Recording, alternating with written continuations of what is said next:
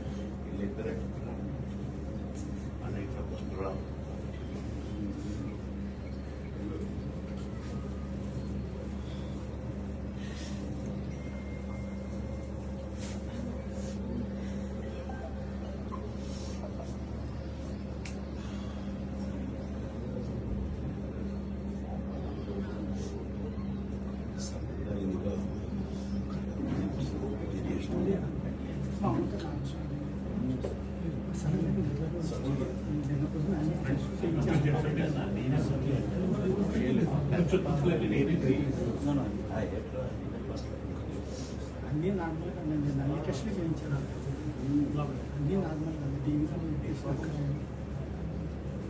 కొద్దిగా కాదు పసుపు ఈరోజు నిజంగా బ్యాడ్.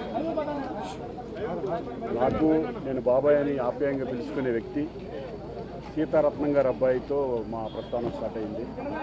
మా సెకండ్ ఫిలిం. అక్కడి నుంచి ఎన్నో సినిమాలు ఆయనతో ఉన్న నాకు అనుబంధం కానీ ఒక ఫ్యామిలీ పర్సన్గా మొన్న కూడా ఈ మధ్య కూడా ఎప్పుడు కూడా ఫోన్లో మాట్లాడుకుంటూ ఆయన ఆరోగ్యం బాగోలేదు అని తెలిసి కూడా ఎప్పుడు మాట్లాడుతూ ఉంటాం. బాబాయ్ అని బాబాయ్ చూస్తున్న వ్యక్తి ఈరోజు గొప్ప ఆర్టిస్టు లేరు అనేది నిజంగా జీర్ణించలేకపోతున్నాం. అటువంటి గొప్ప వ్యక్తి, గొప్ప ఆర్టిస్ట్ మా ఇండస్ట్రీకి దూరం అయినందుకు నేను చాలా బాధపడుతున్నాం. ఆయనకి ఆయన ఆత్మకి శాంతి చూపాలని మనస్ఫూర్తిగా భగవంతుని కోరుకుంటున్నాను. అలాగే వాళ్ళ కుటుంబ సభ్యులందరికీ కూడా నా ప్రగాఢ సానుభూతి తెలియజేస్తున్నాను. ఎందుకంటే ఈ టైంలో ఇంకేం మాట్లాడలేం. ఎందుకంటే రెగ్యులర్గా ఎప్పుడు కూడా మాట్లాడుకునే వ్యక్తి ఈరోజు మా దగ్గర లేడనే బట్టి చాలా బాధగా ఉంది.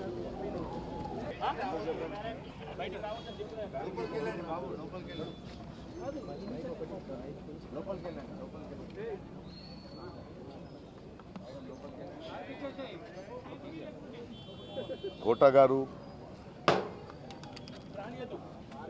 4 దశాబ్దాల ఒక ప్రయాణం సినిమాలో. నేను తెలుగు ఇండస్ట్రీకి వచ్చే ముందు బెంగళూరు నుంచి ఆయన సినిమాలు చూసేవాడిని. ఆయన తీక్ష్ణత, ఆయన ఇంటెన్సిటీ చాలా ఇన్ఫ్లుయెన్స్ చేసింది నాకు. ఆ తర్వాత వచ్చి 2-3 దశాబ్దాలుగా ఆయనతో పనిచేసిన అనుభవం, ఎన్నో సినిమాలు. చాలా విశిష్టమైన వ్యక్తి, అందరికి నచ్చడు. ఎందుకంటే నాకు తెలిసి ఎవరిని మెప్పించే ప్రయత్నం చేయలేదు ఆయన. ఒక అద్భుతమైన నటుడు. ఎందుకంటే ఆయనకంటూ ఒక అవగాహన ఉండేది, ఆయనకంటూ ఒక సటైర్ ఉండేది. పరిశ్రమలో మనం చాలామంది నటులను చూస్తాం, కానీ ఏదో ఒక డైలాగ్ రాసిస్తే దాన్ని అలాగే చెప్పడం కాదు. దాని వెనక ఆయనకున్న ఒక సటైర్ ఉండేది, ఒక అవగాహన ఉండేది. ఆయనది ఒక ప్రెజెన్స్ నాకు చాలా నచ్చేది. ఆయన ఎవరిని వదిలిపెట్టాడు. ఎలాంటి మనిషి అంటే, అనయ్య అంబేద్కర్ అనే సినిమా రిలీజ్ అయ్యింది, ఎందుకో జనాలు చూడట్లేదు అంటే, ఏం లేదు ప్రకాష్, అది ముందు అంబేద్కర్ ఒక కటౌట్ పెట్టారు, ఆయన అక్కడెక్కడో చేయి చూపిస్తుంటే అక్కడ వెళ్ళిపోయారు. అంటే ఎటకారం కాదు అది. అలాంటి మంచి సినిమా చూడరు వీళ్ళు అనే ఒక ఆవేదన ఆయనలో ఉండేది. ఆయన నిరంతరంగా ఆయనలో చూసింది నేను తెలుగు భాష, తెలుగు నటినటులు, తెలుగు ప్రతిభలకి అంత పెద్ద ఎత్తున ఛాన్స్ దొరకట్లేదు. కొందరికి అది కుళ్ళు అనిపించేది, బట్ ఆయన ఆవేదన చాలా నిజమైందని నాకు అనిపించేది. ఒకసారి ఎవరో అడిగారు, ప్రకాష్ రాజ్ గారు పరభాష నటుడు కాదంటే, కాదండి, బట్ ఆయన తెలుగు నేర్చుకున్నాడు కదా, మనోడు అయిపోయాడు కదా. ఆయనకు అదొకటి ఉండేది. ఎందుకంటే నా భాషని తప్పుగా ఎవరో పలకరిస్తారు, అనవసరంగా మన అవకాశాలను తీసుకెళ్ళిపోతారు అనేది చాలా నచ్చింది ఆయనది. సెటర్లు నా మీద కూడా వేసేవాడు ఆయన. నేను చాలా హ్యాపీగా దాన్ని తీసుకునేవాడిని. ఎందుకంటే ఆ పెద్దరికం, ఎవరి గురించి అయినా ముక్కుసూటిగా కమెంట్ మాడొచ్చెను చేసే చనువు ఆయనకి సంపాదించుకున్న వ్యక్తి. పోయిన సంవత్సరం షూటింగ్లో నేను, ఆలీ, బ్రహ్మానందము, బ్రహ్మాజీ మనమందరూ ఉన్నప్పుడు నాకు ఎందుకో ఆయన చాలా గుర్తొచ్చి, ఎక్కడా కోట గారు అన్న. లేదు, ఈ మధ్య ఆయనకు ఒంట్లో బాగాలేదు, కొన్ని రోజులు సినిమా చేయట్లేదంటే నేను ఫోన్ చేశాను. ఏం చేస్తున్నాం? ప్రకాష్ చెప్పు. అలా కాదు, ఒంట్లో బాగాలేదన్నారు, షూటింగ్ లేదన్నారు, ఇంట్లో ఏం చేస్తున్నారు, బండి పంపిస్తాను రండి అన్న. ప్రొడక్షన్ నుంచి బండి పంపించాను, ఆయన వచ్చారు. వచ్చి సరదాగా ఆయన మన సెట్లో కూర్చొని మాట్లాడుతూ బ్రహ్మానందంగా అందరితో మాట్లాడి ఆనందం చూశాను. నేను ఫోన్ చేశాను, ఈవినింగ్ వెళ్ళాడు. ఆ తర్వాత కూడా 2-3 సార్లు నేను ఏదో అవసరం ఉన్నప్పుడు ఫోన్ చేస్తే మాట్లాడేవాడు. చాలా అద్భుతమైన నటుడు. తెలుగు సినిమా, తెలుగు జాతి గర్వించదగ్గ ఒక కళాకారుడు.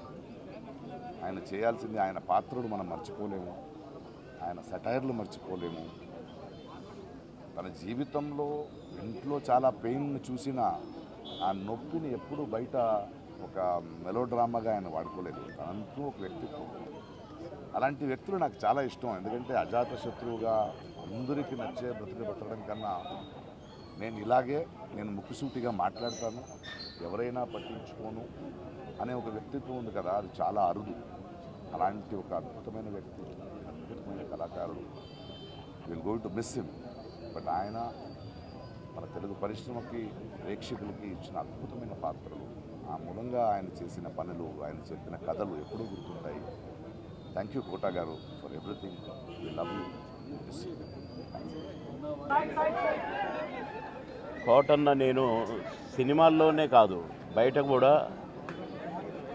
ఒంటరిగా కలిసినప్పుడు కూడా ఫోన్లో మాట్లాడుకున్నప్పటికి కూడా ఆ సెటైర్లు యాజ్ ఇట్ ఈజ్గా సినిమాల్లో ఎలాగైతే పాము ముంగిసలాగా అలాగే ఉండేది. నిన్నగా మొన్ననే ఫోన్ చేశాను మొన్న సాయంత్రం ఒక షూటింగ్ సందర్భంగా ఫోన్ చేస్తే ఎక్కడున్నావురా అన్నాడు. వాళ్ళ దగ్గర ఉన్నా అన్న. అరే ఎప్పుడు వస్తావు అంటే రేపు వస్తా అన్న.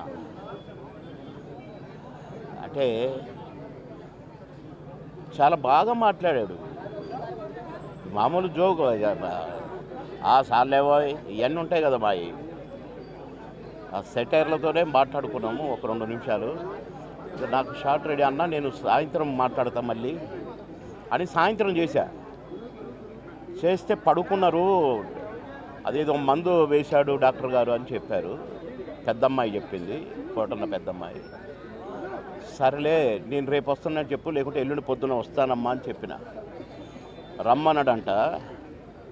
కానీ నేను వచ్చేసరికి ఆయన లేడండి. కోటన్న వెళ్ళిపోయాడు.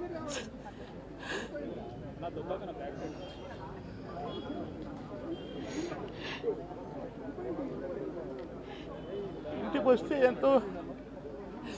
ఎంతో సంతోషంగా రారా బోర్ కొడుతుందిరా అనేవాడు. ఇప్పుడేమో హాయిగా పడుకున్నాడు.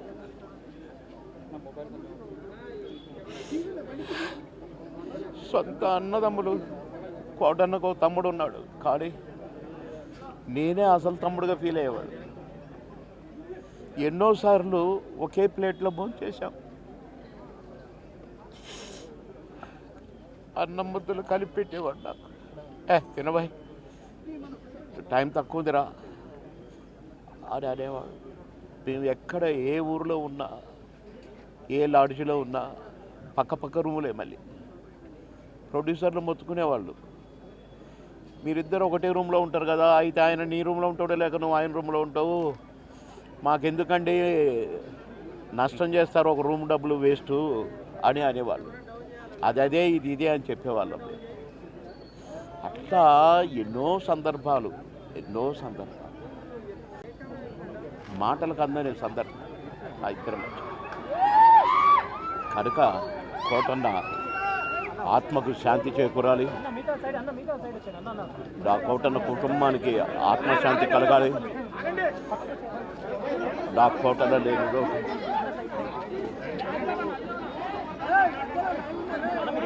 కోటన్న మనవళ్ళు ఇద్దరు అన్నకు శాంతి, ఆత్మకు శాంతి కలగాలి కోరు.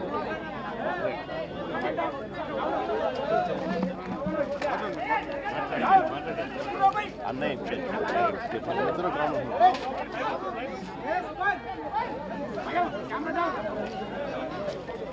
అందరికీ నా హృదయపూర్వక నమస్కారాలు. అందరికీ నా హృదయపూర్వక నమస్కారాలు. తమ్ముడు ఇది పడిపోతుంది. మరణం చాలా బాధ కలిగించింది.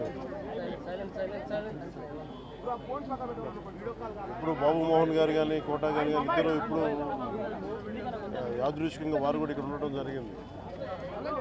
మా అందరికీ కూడా ఒక కుటుంబ సభ్యుడు, నాకు ఇష్టమైన వ్యక్తి, ఏదైనా అభిప్రాయం చెప్పాలంటే నిర్మోహమాటంగా చెప్పగలిగే వ్యక్తి. ఆయన్ని చిత్ర పరిశ్రమ కోల్పోవడం చాలా లోటు, చాలా వెలితి ఉంది. ఇది లాస్ట్ మేము అథారిటీ దారేది యాక్ట్ చేసేటప్పుడు కూడా ఆయన నాకు ప్రత్యేకించి ఒకటే చెప్పారు, మీరు ఇబ్బంది పడుతున్నారు అంటే నేను చనిపోయే వరకు యాక్టింగ్ చేయాలనుకుంటున్నాను. అక్కడమ్మాయి ఇక్కడ నా మొట్టమొదటి సినిమా అక్కడమ్మాయి ఇక్కడ అబ్బాయి నుంచి అథారిటీ దారేది వరకు నాకు ఆయనతో మంచి అనుబంధం ఉంది. ఇప్పుడు 10 మంది బాగును ఆకాంక్షించేవాళ్ళు. ఆయన ప్రత్యేకించి నేను అడిగాను, మీరు ఇంత ఈ వయసులో ఇబ్బంది పడలేదు. లేదు, నా కష్టాలను అధిగమించడానికి నాకు నటనే నాకు మరుపుది, నాకు చాలా ఇదిగా చెప్పారు. నాకు బాగా కదిలించేసింది. నాకు అలాంటి వ్యక్తి ఎంతమంది పరిణి చెందిన నటులు ఉన్నా కానీ ఆయన విశిష్టమైన శైలి, గొప్ప నటులు. ముఖ్యంగా బాబు మోహన్ గారు ఆయన కాంబినేషన్ మటుకు మేమందరం విపరీతంగా ఎంజాయ్ చేసేవాళ్ళం. అలాంటి వ్యక్తి ఈ రోజున మేము కోల్పోవడం నిజంగా చాలా బాధ కలిగించింది. మనస్ఫూర్తిగా వారి కుటుంబ సభ్యులకి మనస్ఫూర్తిగా నా సానుభూతిని తెలియజేస్తూ వారి ఆత్మకి శాంతి చేకూరాలని మనస్ఫూర్తిగా ఆకాంక్షిస్తూ మనస్ఫూర్తిగా ప్రార్థిస్తాను.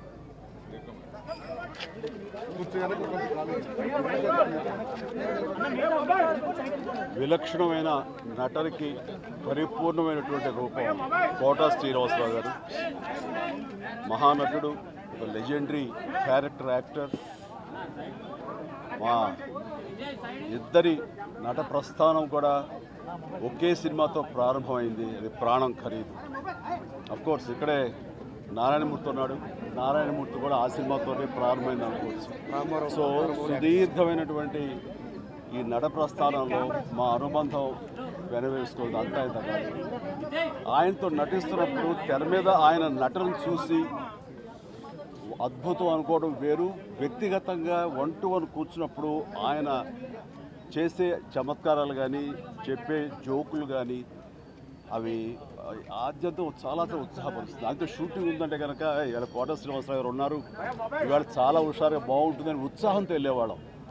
అలాగా ఆయనతోటి ఒక అనుబంధం పెనవేసుకు వెళ్ళింది. ఇంకా ఆయన చేయలేని క్యారెక్టరు, చేయని క్యారెక్టరు, మాట్లాడని యాస మాండలికాలు లేవనే చెప్పాలి. అంతగా పరిపూర్ణమైనటువంటి నటన. నాటక రంగం నుంచి వచ్చి సినిమా రంగంలో తనకంటూ ప్రత్యేకమైన స్థానం ఏర్పరచినటువంటి గొప్ప నటుడు. ఆయనతోటి నాకు ఎన్నో సినిమాల అనుబంధం ఉంది. ప్రతి సినిమా ఒక్కొక్క అద్భుతమైనటువంటి నాకు ప్రత్యేకం. అండ్ అలాంటి మా కోట శ్రీనివాసరావు గారు ఈ రోజున లేరు అనుకోవటం అనేది నిజంగా చాలా తీరని లోటు. అండ్ ఇది వాళ్ళ కుటుంబానికి, పరిశ్రమకి తీరని లోటు. అలాంటి మహానటుడు, అలాంటి వైవిధ్య పాత్రలు పోషించేటటువంటి విలక్షణమైన నటుడు మళ్ళీ వస్తారని అనుకోవటం లేదు. అలాంటి నటుడు మనకు దొరకరేమో కూడా, ఉండరేమో కూడా. అది ఎవరు పూర్తి చేసేటటువంటి చాలా భారీ నష్టం ఈ పరిశ్రమకి. వారి ఆత్మనికి శాంతి చేకూరాలని ఆ భగవంతుని ప్రార్థిస్తూ వారి కుటుంబ సభ్యులకి ప్రతి ఒక్కరికి నా ప్రగాఢ సానుభూతిని తెలియజేస్తున్నాను.